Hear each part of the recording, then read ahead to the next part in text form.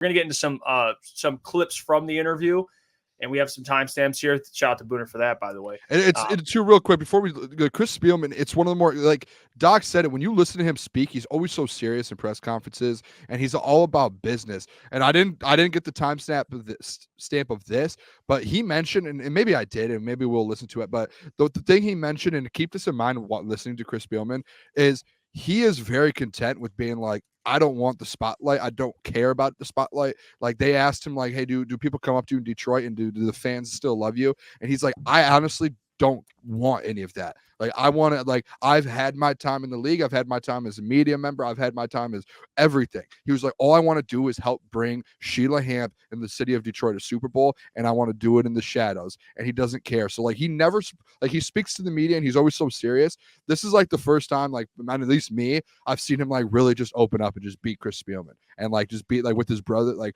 it's just a great interview. And every, like, the clips that I got, I think hopefully they're good timestamps, but there's just so much more. If you guys haven't watched this, it's an hour long. Like, it is well worth the hour. Like, I wanted to timestamp every single part of him talking, because everything he talked about, it's literally the behind the scenes of how the whole Detroit Lions organization has been built the last 2 years. That's all this is. It's unbelievable. Well, let's get to the first clip. He talked about Dan Campbell and really what came with that decision when they originally hired Dan Campbell, and he told some stories about just seeing Dan Campbell when he was with New Orleans as an assistant, and he went to a practice and he's watching. He's like, okay, I see Sean Payton. Like, it's Sean Payton. I know what to expect out of him. But the guy that stood out was 6'5", 240 Dan Campbell, just walking around commanding practice. Just, yeah, like absolutely standing out. But let's get to what he said here about Dan Campbell and the decision to hire him. And that dude did not change. He did not panic. And everybody on the inside that knew this team, we saw it turning. It's just we couldn't get over that hump. And once we got over the hump, then guys started playing with confidence. Because I will say this, that NFL players are probably a lot of them are paranoid, which is an edge. It can give you an edge. A lot of them are insecure, even though they come across as this badass macho dude, and especially when you're losing. So when the players get like that and they start playing for CYA, cover their own ass, well, at least I'm doing my job. But our team never did that, and that's in a credit to not only Dan, but the whole coaching staff involved, and they just hung in there. Then, you know, those of us that were evaluating the team and advising you, I said, you know, it's turning. You got to, you know, I'm your special assistant, so you got to kind of trust me on this, that it is turning. And other people were telling her, and sure enough, it turned. I hope that wasn't confusing. No, that was I mean, when you watch the clip and look at what he's saying there, I think it's important to take away that when they were 1-6, there was a lot of criticism, and I think Dan Campbell's leadership and who he is as a person and a coach kept that ship stable. And he mentioned it in the interview too, that players respect a guy who's just 100%. He's just real. You know, he's true to himself, and you know, he always has the right intentions. He says it how it is, and especially when they have the year they had to start, which we all understood they were going to be bad, but that second year 1-6 for them to go 8-2 down the stretch, like that showed right there the belief they still had in the coach. Like he never lost a locker room. You know, that's like one of the biggest things I'm still impressed with Dan Campbell is like, and I know they were on Hard Knocks and everything like that, so you got to see maybe an inside look to how he runs things. But man, he makes guys believe.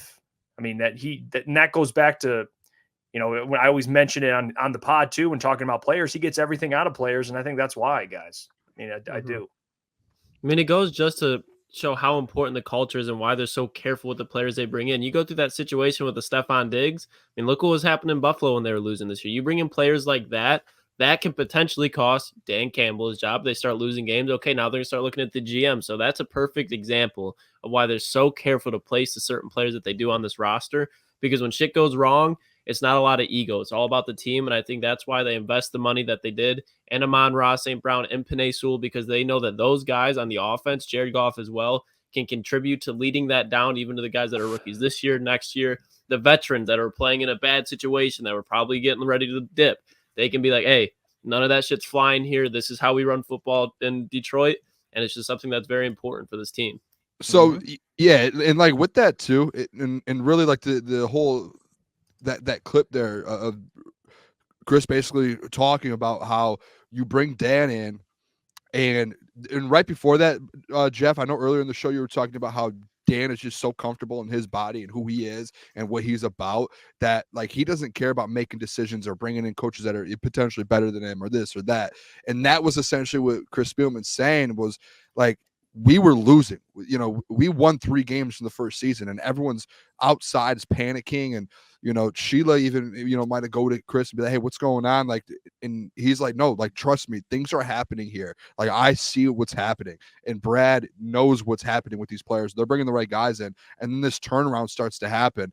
And that was when Chris Spielman at the end there was like, listen, I'm supposed to be your special assistant next to you. Like, you have to trust me with this stuff.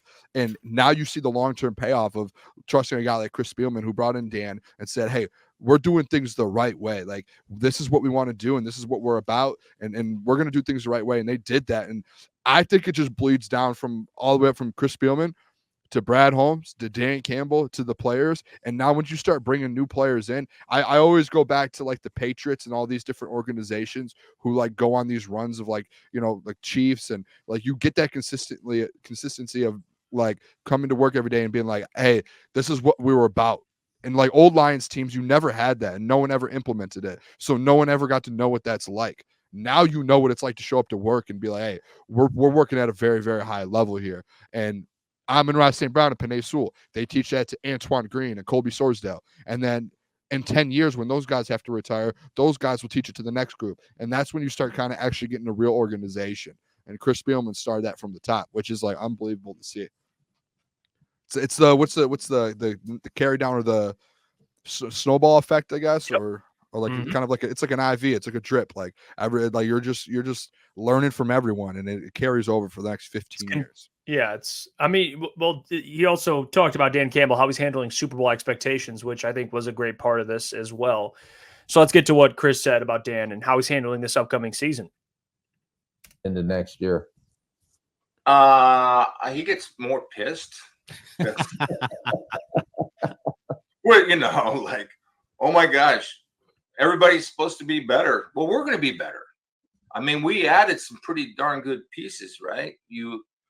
I think hopefully he's had a really good spring, I think, is Carlton Davis. Big long corner from Tampa that we got. You bring in Terry Arnold and Ennis Rakestraw. You look at DJ Reader. Hopefully he'll be ready by the start of the season from Cincinnati, right? You look at the players that we've added along with the core that we have. I think we're going to be a better football team. Like I told Ben the other day, he asked me what I thought about the Springs compared to 21 and 22 heading in 23. And I said, man, this is by far the best spring that we've had. And I think you can just see it, right? You can see good players, man. And my first year here, I thought, oh my gosh, I thought the UFL started early in Detroit when I first got here. It's not against anything in the UFL, but there's a reason why guys are in the UFL or the XFL or whatever it is. It was bad. Great guys, don't get me wrong, but I cannot tell a lie, and I respect you two to not to tell you the truth. We didn't have a very good team, right? We had couple good players here and there, but it was basically, and we'd be lying if we didn't say it, this was tore down completely, man. Completely tore down and started from over. I mean, we're starting, I don't know, I can't remember how many rookies started that year and when we won 3 games. I think maybe like, I don't know, we might have had 6 or 7 starting rookies, about 4 of them undrafted free agents, rookie free agents. So, but no, he just gets it's his edge, man. Like, and well, Chicago's going to be better, and they are very well. Maybe Green Bay's going to be better. Very well. Maybe Minnesota will be. That's great. What are we? Or we just apparently we just stand in place and do nothing and let everybody catch us. And you embrace the tag of being the hunted, which is awesome. You embrace that. You don't run away from that. Yeah. Very interesting comments. Yeah, he had some when he bars. said that, my head instantly goes to like Brashad Perriman, Tyrell Williams, Juju Hughes. Fucking, you could just think of just the absolute players that should not have been on an NFL roster, but they were starting for the Detroit Lions. They would have been second and third strings across probably 95% of the rest of the NFL. Outside of maybe at that time, I'm trying to think of who was just complete ass during that time. Maybe the Ravens. Oh my God. Khalil Pimpleton. I forgot about him. The juggling. Yeah, the juggling master. Good Central Michigan, I think, too. Yeah, you know what, Chris, and by the way, Dan must be getting an influence on everyone using man. Come on, man. Come on, man. We were bad, man. But honestly, an Ohio native right there. Anything that wasn't true, though, he did. The thing that I liked the most out of that whole clip there was at the end, because we've been hearing this the whole time, like, hey, and it's the AJ Hawk situation where AJ Hawk's like, oh, what do the Lions do? Like, the Packers are that much better. Like, the Packers are the ones now to beat in the division. All right, AJ Hawk, listen to this Chris Spielman talk real quick. You think, yeah, the Bears got better. Cool. Packers got better. Cool. Vikings, I don't know what they did. Maybe they got better. Cool. But what Chris Spielman said, what do we do? Just sit here and sit on our hands and not do anything? And no, this Detroit Lions team just went to the NFC Championship game, got better, and you have Dan Campbell there, motivated as ever to get to a Super Bowl and win a Super Bowl. Like, Chris Spielman's right. Like, what are we all talking? It's a lot of people right now are kind of lower on the Lions. Yeah, maybe the percentages show that they're not, but everyone's at a question. Oh, the Lions, can they actually do it back-to-back years with Dan Campbell and the expectations? I promise you they will. Yeah, I'm surprised that I think a lot of people do respect what the Lions did this offseason, but I think people are looking at the Bears, and I think that just distracts them because they brought in Keenan Allen, they drafted Caleb Williams. They probably had the most significant offseason for what they had, but I don't think it almost turns the narrative like, all right, Bears had the best offseason. Packers, they got Jordan Love, he's going to get better. I think by default, those two teams are a lot better. Let's forget about the Lions. But you look at the Lions offseason compared to the Packers, as far as an offseason go, Lions had a better one. The Vikings, Booner, you brought it up. What did they do? They brought in Alex Van Ginkel and Jonathan Greenard. Like, those are good pieces. They drafted solid players, but that's not better than going into Terrion Arnold, Carlton Davis, especially when you had the worst secondary in the NFL. I don't care what statistics show. That was a worse secondary than the Commanders last year, the worst secondary in the NFL. So I think people just realize that the Lions are good, but they're not understanding how good their offseason was for what they needed. They were the second best team in the NFC last year, correct? Like, essentially, you're losing the chance. You were the second best team in the NFC. You can only get so much better. Like, when you already have a roster that's built, you can only add so much more. And you could still make an argument that a Detroit Lions team that just lost the NFC Championship game had the best offseason in the NFC North. You can make that argument based on what they added and the pieces they needed to get better. And they already were in the NFC Championship game. And then they added pieces in position groups that they were missed. Like, it's a weird narrative that gets written. And I think it's more so just other like Bears and Packers fans. Yeah, it's like the Lions had the least amount of work to do, and that by default, because the moves weren't all there. Even though the moves were there, but in terms of like the number of moves, people just assume they didn't get much better. It's like, no, they got better. It's just the Chicago, the Packers, the Vikings needed to make more moves. Like, they needed to make more moves. They need to get to where the Lions are getting, and the Lions just have to get to a Super Bowl. Like, that's really it. Especially like offensively, the Lions, they lost Jonah Jackson. They brought in Kevin Zeitler. Like the Bears, they needed to bring in Roma Dunze, Keenan Allen, and draft a quarterback. Oh, and they brought in DeAndre Swift. The Packers, wide receivers, they were fine, but they brought in Josh Jacobs. They needed to add to that offensive line throughout the draft. Yep. The Lions offense, honestly, and I'm not saying that they didn't need to do anything because they lost Jonah, but if they would have walked into week one with just getting some like Joe Schmo at guard instead of Kevin Zeitler, they still would have by far had the most probably dynamic offense in the NFC North. Defensively is another conversation, But like we just talked about, Jack Campbell year 2, we all expect him to be a monster, and then they added the secondary. I'll hear you out about the defensive end position because we're all concerned about it, but then you bring in DJ Reader. Ali McNeil is going to be getting a lot of pressures to force that way going to Hutch. I want to real quick. I want to play one more part before we end the show here, and it was him.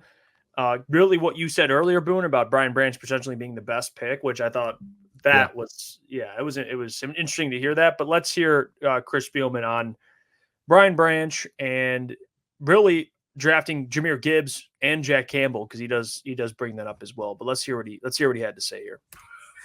So Brad is big on, and I'm big on this too, is you don't worry about the position. You just draft the player. And so, for example, like Jahmyr, everybody, when we drafted Jahmyr, what was he, 12th overall? 12th. And everybody say, oh my gosh, you took a running back. Well, yeah, we did, but Jahmyr is going to be much more than a running back, right? And I think, it's been reported that, he's got some wide receiver skills. Rick saw him at Alabama plenty. He has some wide receiver skills. So he's a matchup nightmare. So you're drafting a football player and you're drafting a running back that could also be a little bit of a slot guy. So you're drafting a guy that's a problem. That's when Brad, you ever see those shirts that say villain or stuff? Like Jahmyr can be a villain for another team, right? So you draft these villains. Then you say, okay, well, you draft Jack Campbell. You're not, he's a linebacker. And yeah, I agree.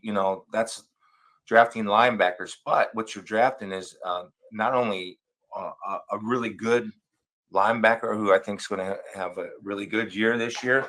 You're drafting a guy that's going to be in the middle of your defense and eventually be the green dot and a productive player for the next 10 years. Oh, by the way, he's a leader. He's a leader, and you can see that in him, and guys listen to him. So we kind of just go off of you invest in that reliability, and they have AA, they have competes, they have instincts, and they're not an idiot. It's a pretty good formula to go by. How much influence do you put on, and I know the answer to this, but like a Brian Branch who runs a 4.51, but or a Laporta? Well, I'd be happy if he ran 4.51. Or even Laporta, like he had 22 out routes that he caught the whole time he was at Iowa. Well, yeah. I mean, for me, I'm only going to speak for me. I'm not going to speak for Brad.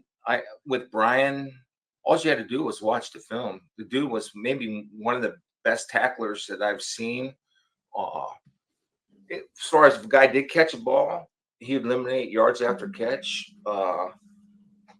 His coverage, his movement skills, his instincts were off the charts. Just a great football player. So nobody cared what he ran. We just knew what we saw against the best competition that was out there at the SEC, playing against some of those receivers. He played nickel. He can play safety. He can play corner. So I really think that might go down. Now, I could be wrong, but that might go down as well. Web.com's AI. No. The only reason we were watching that clip was to hear that one part. You get the point. All right. And he was about to say, I think he's going to go down as the best pick that Brad Holmes has ever had, or maybe will have. I don't know if he said that, but that what a bad comment. Which I don't agree. I don't agree with. I think Amon-Ra is the best pick in my potentially, opinion. Yeah. For the value. Aren't you so informed? No more than Chris Spielman, don't you? Look at you. All right. No. He's about to get a little argument with Chris Spielman. Let's see that battle there, huh? No, I'd lose. I would lose.